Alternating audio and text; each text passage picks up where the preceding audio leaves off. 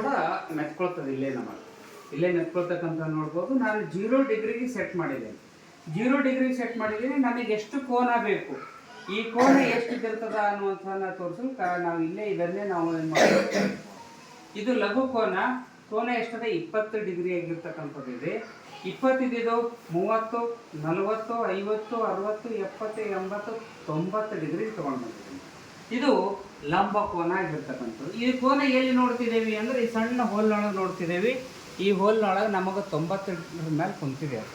ಅಲ್ಲಿ ಒಳಗಡೆ ನೋಡಿದೊಳಗೆ ನಮಗೆ 90 ಕಾಣಿಸ್ತದ ಅಂದರೆ ಇದು 90 ಡಿಗ್ರಿ. 90 ಡಿಗ್ರಿ ಕೋನಕ್ಕೆ ಯಾವ ಕೋನ ಅಂತ ಕರಿತಿದ್ದೇವೆ? ಲಂಬ ಕೋನ ಅಂತ ಕರಿತೀವಿ. 90 ಡಿಗ್ರಿಗಿಂತ ಹೆಚ್ಚಾದ್ರೆ ವಿಶಾಲ ಕೋನ. ಹೌದಾ? ಇದನ್ನೇ ನಾವಿಲ್ಲಿ ಬರೀ ಈ ಕಡ್ಡಿಗಳನ್ನು ಬಳಸಿ, ಇದನ್ನ ಬಳಸಿ ಮ್ಯಾಗ್ನೆಟ್ ರೀತಿಯಲ್ಲಿ ಇದನ್ನ ಉಪಯೋಗ ಮಾಡಬಹುದು.